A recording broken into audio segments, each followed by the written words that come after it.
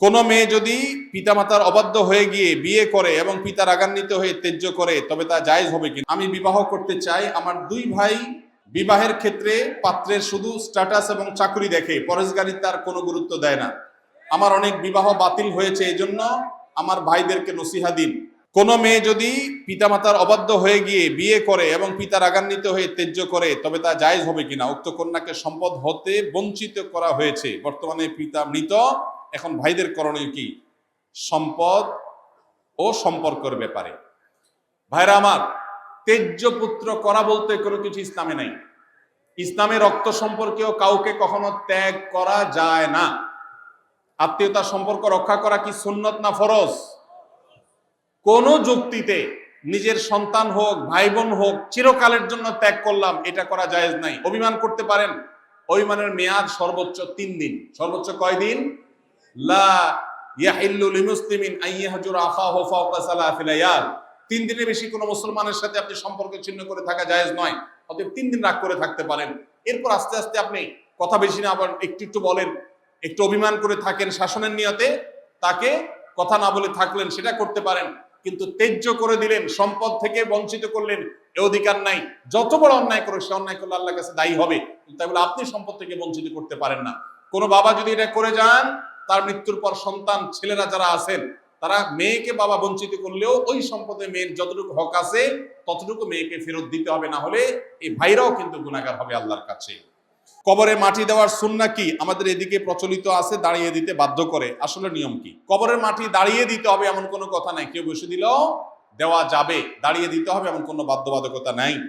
আমার বাড়ি এই গ্রামে, আমার বাবা মৃত, আমি পর্দা করি, দিন পালনের চেষ্টা করি, আমার বয়স 24, মাস্টার্স পাস, আমি বিবাহ করতে চাই। আমার দুই ভাই বিবাহের ক্ষেত্রে পাত্রের শুধু স্ট্যাটাস এবং চাকরি দেখে, পরেশগারিতার কোনো গুরুত্ব দেয় না।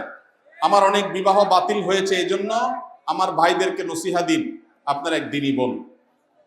ভাইরা আমার, আমাদের দেশে অনেক হতভাগা অভিভাবক আছে, নিজের মেয়ে কিংবা বোনকে বিয়ে দেওয়ার ক্ষেত্রে শুধুমাত্র ছেলের টাকা পয়সা, চাকরি বাকরি, স্ট্যাটাস এগুলোই দেখে।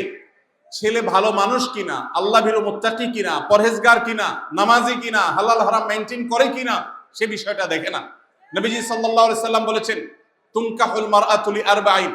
4টি বিষয় দেখে সাধারণত মেয়েদেরকে মানুষ বিবাহ করে বা বিবাহ দেয়। এই 4টি বিষয়ের মধ্যে কেউ টাকা পয়সা দেখে, কেউ রূপ লাবণ্য দেখে, কেউ বংশগরিমা দেখে মানুষ একে অন্যকে বিবাহ করে, বিবাহ দেয়। কিন্তু কেউ কেউ দিনদারিতাকে অগ্রাধিকার দেয়। নবী সাল্লাল্লাহু আলাইহি সাল্লাম বলেছেন, ফাজফার বিজাতিদ দ্বীন। ধার্মিক মানুষের সাথে বিবাহ বন্ধনে আবদ্ধ হয়ে তোমরা জেতার চেষ্টা করো।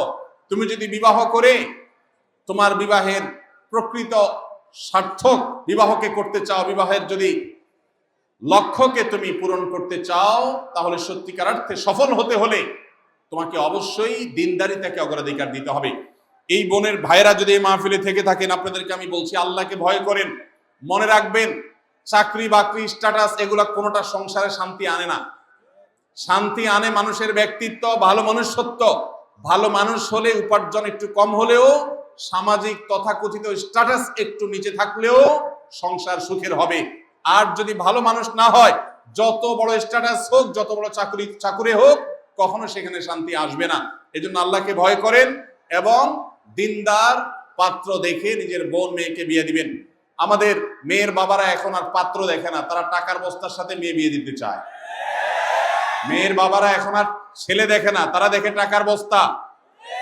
আর ছেলের বাবারাও এখন আর মেয়ে দেখে না, তারা খোঁজে আটার বস্তা, তারা ময়দার বস্তা খোঁজে, তারা ভালো মেয়ে খোঁজে না। যদি ভালো ছেলে পেতে চান, আপনার এলাকায় ফজরের নামাজের সামনের কাতারে তাকবীরে উলায় যেই যুবক নামাজ পড়ে, এই যুবককে ভালো ছেলে ধারণা করতে পারেন। আল্লাহ তাআলা আমাদেরকে দিনদারিতা এবং ধার্মিকতা দেখে বিবাহ দেওয়ার তৌফিক দান করুন। ভাইরা আমার, আমরা যদি পার্থিব জিনিস দেখে বিয়ে শাদী করি এবং দেই, তাহলে সেক্ষেত্রে আমরা কিন্তু ধরা খাবো, লাভবান হব না। এই বোনকে বলতে চাই, আপনি এলাকার আলেম ওলামা, মসজিদের ইমাম সাহেব, তাদের মাধ্যমে আপনার ফ্যামিলির লোকজনকে বোঝাবার চেষ্টা করেন। আমরাও তাদেরকে বলছি, আল্লাহকে ভয় করেন, দিনদারিতাকে অগ্রাধিকার দিবেন, অন্য কোনো কিছুকে নয়।